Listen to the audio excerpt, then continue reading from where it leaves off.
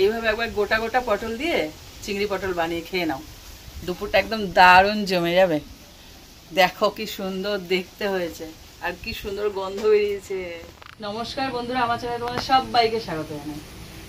এখন দেখো পটলগুলো না দানা একটু মোটা মোটা হয়ে গেছে। হ্যাঁ, এখন কি বলতো, প্রথম না পটল যখন ওঠে না তখন দেখবে যে কোনো ফুলকপি বলো পটল বলো এমনি ভাজা করলেও ভালো লাগে, কিন্তু এখন তো কি বলবো মাছ পথে মানে যাওয়ার একটু আগে তো এর দানা হয়ে গেছে, তো এখন এমনি করলে ভালো লাগবে না, তো এমনি পটল ভালো লাগবে না, তার জন্য একটু মাঝারি সাইজের চিংড়ি মাছ নিয়ে নিয়েছি। আর পটলগুলো কি বলতো, আলু পটল চিংড়ি আমি এর আগেও তোমাদের সঙ্গে শেয়ার করেছি, কিন্তু গোটা গোটা পটল দিয়ে চিংড়ি দিয়ে করিনি, গোল্লা গোল্লা কাটা ছিল। গোল্লা গোল্লা কাটা ছিল, এক একটা পটলকে 3 টুকরো করা ছিল। আজকে করবো কি বলতো, গোটা গোটা পটল। আর পটলগুলো কিভাবে কেটেছি বলতো, এমনি ছুলে নিয়েছি, গাটা একটু একটু খোসা রেখেছি, আর পাশ থেকে না এরকম তোমাদের দেখাতে পারবো কিনা জানি না, আছে ছুরিটা? আচ্ছা আচ্ছা, হ্যাঁ আছে। এই যে পাশ থেকে এরকম আস্তে আস্তে এরকম পাশ থেকে কেটে নিয়েছি, এগুলো সব কাটা রয়েছে, তোমাদের জাস্ট দেখিয়ে দিচ্ছি। এই যে পাশ থেকে চিড়ে চিড়ে দেবে, আর মাথাগুলোকেও দেখো চিড়ে দিয়েছি, তাতে কি হবে সমস্ত যা নির্যাস মশলাপাতি এর মধ্যে ঢুকে যাবে। তো এগুলোকে পুরো এইভাবে ছুলে নিয়েছি। অনেকগুলো কথা বলে দিলাম, কেন বলতো, পটলের বৃত্তান্ত, পটলটা স্বাদ হবে এতে, তার জন্য এতগুলো কথা আজকে বলতে বাধ্য হলাম। কিন্তু রান্নাটা খুব সোজা, চলো শুরু করা যায়। এই যে আমার উনুন ধরানো হয়ে গেছে, এইবার বসিয়ে দিচ্ছি কড়াই। কড়াইতে প্রথমে তেল দিয়ে চিংড়ি মাছটাকে ভেজে নেব।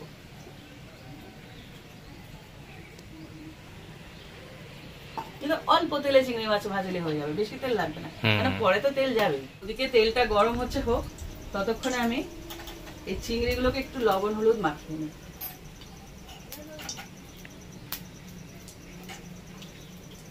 ভালো করে মাখিয়ে নিলাম, এইবার এটাকে ভেজে নেবো। তেলটা পুরোপুরি গরম হয়ে গেছে।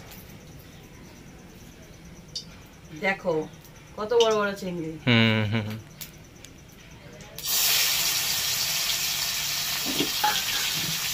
এগুলোকে একটু ভালো করে ভেজে নেবো। দেখো চিংড়িগুলো পুরো ভাজা হয়ে গেছে, এবার এগুলোকে তুলে নেব। এর থেকে বেশি ভাজার দরকার নেই, যেহেতু এটা রেসিপি বানাবো তার জন্য। তো শুধু খাবো না, হালকা করে ভেজে নিয়ে তুলে নিলে হয়ে যাবে। এবার এর মধ্যেই দিয়ে দিচ্ছি তেল।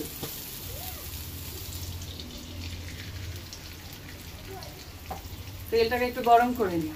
তেলটা দেখো গরম হয়ে গেছে, এবার পটলগুলোকে এক এক করে ভেজে নেবো। চেষ্টা করে পটলগুলোকে না এরকম কেটে ধুয়ে একটু শুকনো করে নিতে, নাহলে গায়ে তেল ছিটায়। দেখো কোনো আওয়াজ নেই। আমি চেষ্টা করেছি কম জল লাগে থাকতে। এগুলোকে একদম লাল করে ভেজে নিতে হবে।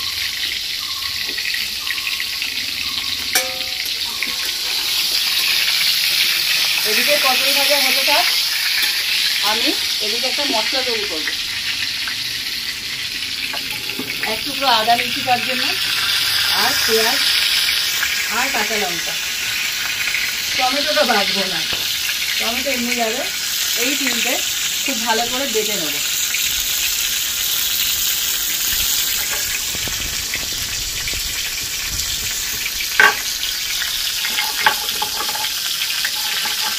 দেখো এখনো পটল ভাজা চলছে, এখনো লাল হয়নি। এদিকে আমার পেঁয়াজ কাঁচা লঙ্কা আদা এগুলো বাটা হয়ে গেছে, আর এখন একটু বেটে নেবো অল্প সরষে। রেসিপিটা ইউনিক, খেতে খুব সুন্দর, কিন্তু কোনো ঝামেলায় রান্না না। একদম অল্প সরষে, বেশি সরষে দেবো না।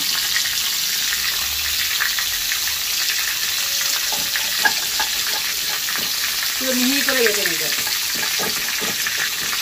দেখো পটলগুলো একদম লাল করে ভাজা হয়ে গেছে, এবার তুলে নেবো। আর এদিকে আমার সর্ষেটাও বাটা হয়ে গেছে, মোটামুটি সব রেডি। এইবার রেসিপিটা শুরু হবে।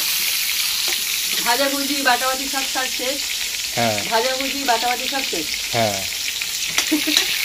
আর একজন অপেক্ষা করছে কখন তাকে পড়বে। সত্যি রেসিপিটা দারুণ খেতে হবে। পটল চিংড়ি আমার খুব সুন্দর লাগে। শুধু পটল চিংড়ি না, সাথে সর্ষে দিচ্ছি তো, পুরো অন্য ধরনের খেতে হবে। এর মধ্যে আরেকটু তেল দেবো। এবার এই তেলের মধ্যে দিয়ে দিচ্ছি যে পেঁয়াজ আর কাঁচা লঙ্কাটা বাটলাম ওটা।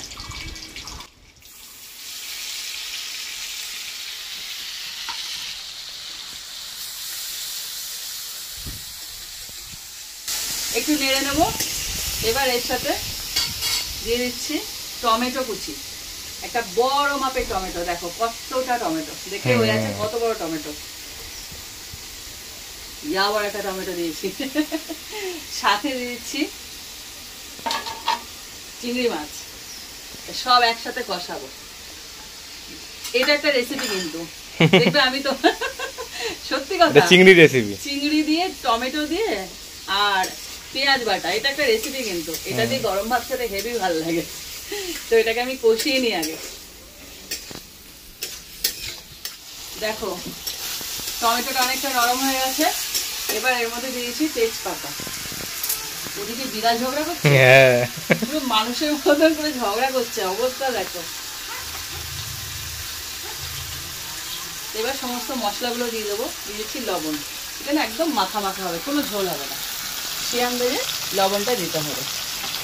এবার দিচ্ছি হলুদ গুঁড়ো,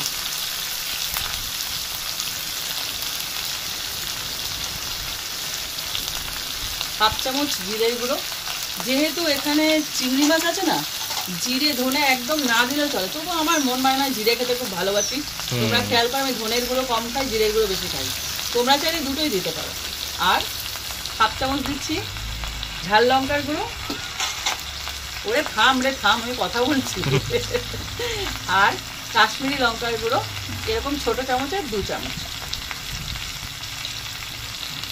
ভালো করে একটু নেড়ে নেবো, সঙ্গে সঙ্গে পটলগুলোকেও দিয়ে নেবো, একসাথে কষাবো। তোমরা জানো এটা আমার বলার অপেক্ষা রাখে না যে সর্ষে বাটা দেওয়ার পর কষাতে লাগে না, সর্ষে বাটা দিয়ে কষায় না। তো সর্ষে বাটা একদম শেষে যাবে। পটল দিয়ে এগুলোকে ভালো করে কষিয়ে নি। এখনই কি সুন্দর গন্ধ বেরিয়েছে। আর আজকে আমি না একটা দারুণ জিনিস দেবো।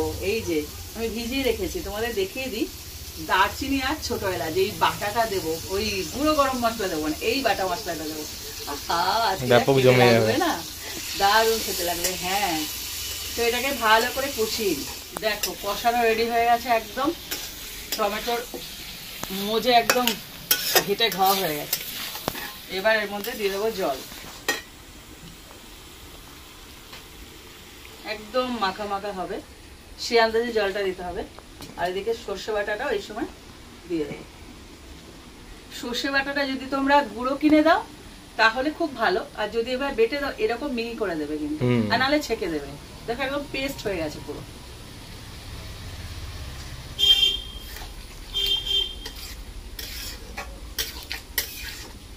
মানে কি বলতো, পটলটাও সেদ্ধ হবে আর একদম মাখা মাখা হয়ে যায়, এই আন্দাজে জলটা দিতে হবে। খুব বেশি জল একদম দরকার নেই রেসিপিতে। আর ওপর থেকে আমি দিয়ে দেবো চেরা কাঁচা লঙ্কা। এবার এটা ফুটতে থাকো, ওদিকে আমি গোটা গরম মশলাটা বেটে নিই। ভিজিয়ে রাখলে কি হয়, খুব সুন্দর বাটে, মিহি হয়ে যায়, একদম মিহি হয়ে যায়, আর বাটতে সুবিধাও হয়।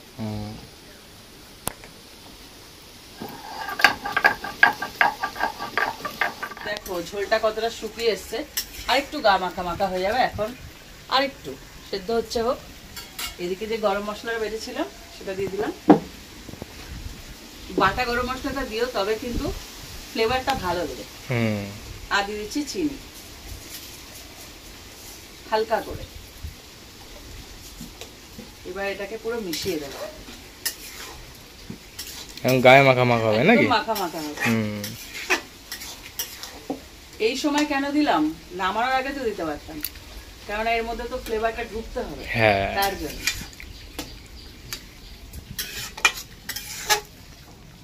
দেখো পটল সেদ্ধ হয়ে গেছে আর একদম মাখা মাখা গ্রেভি হয়ে গেছে। মাছ তো দেখতে শুকানোর দরকার নেই, গন্ধে তো আমি পাগলই হয়ে যাচ্ছি। এটা এখন নামাবে আরো বসে যাবে। হ্যাঁ, এইটুকু মাখা মাখা থাক।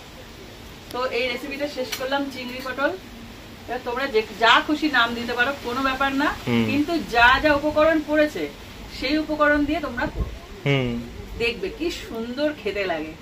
এক একজনে দুটো করে হবে, মানে পটল দুটো নেবে আর চিংড়ি কিন্তু 4টে নেবে, যেটা আমি করি।